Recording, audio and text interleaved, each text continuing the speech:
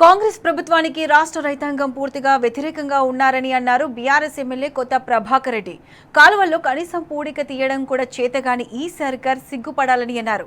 సిద్దిపేట జిల్లా దౌలతాబాద్ మండలంలో పర్యటించిన దుబ్బాక ఎమ్మెల్యే ప్రభాకర్ రెడ్డి సీసీ రోడ్ల పనులకు శంకుస్థాపన చేశారు. ఈ సందర్భంగా రైతులు తమ బాధలను ఆయనకు చెప్పుకున్నారు.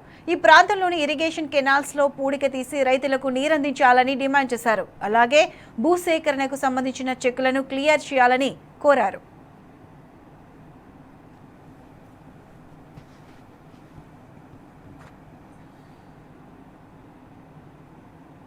సంబంధించిన భూమి పట్టాదారులందరినీ పిలిపించి మరి దాన్ని కూడా మాట్లాడడం జరిగింది.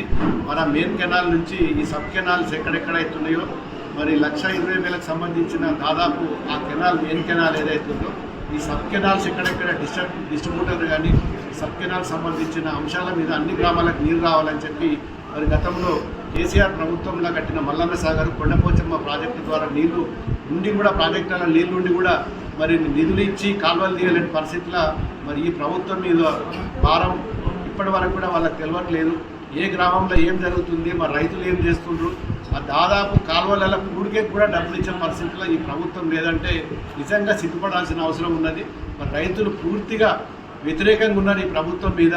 మరి ఇప్పటికైనా కళ్ళు తెరిచి ఈ ప్రభుత్వం మరి గతంలో కట్టించిన ప్రాజెక్టులకు మరి కనీసం ప్రాజెక్టు కట్టకుండా ప్రాజెక్టుల కింద కాలువలకు కూడా మరి ఊడికలకు కూడా డబ్బులు ఇవ్వలేని పరిస్థితిలో ఉన్నది. ఇప్పటికైనా గమనించి మా రైతుల మీద మరి కక్ష కట్టకుండా రైతుల మీద ప్రేమతోటి నిధులు కేటాయించి ఈ ల్యాండ్ ఎక్వేషన్ సంబంధించిన చెక్కులు క్లియర్ చేసి కాలువలకు సబ్ కాలువలకు మరి వాళ్ళకి సంబంధించిన ఏదైతే ఇరిగేషన్ డిపార్ట్మెంట్కి నీళ్ళు ఇచ్చినట్టయితే మరి దాదాపు 40-50 ఎకరాలకు ఈ ప్రాంతంలో 2-3 మండలాలకు సంబంధించిన మరి సాగునీరుకు నీరు అందించే విధంగా మరి గతంలో ప్లానింగ్లు ఉండే.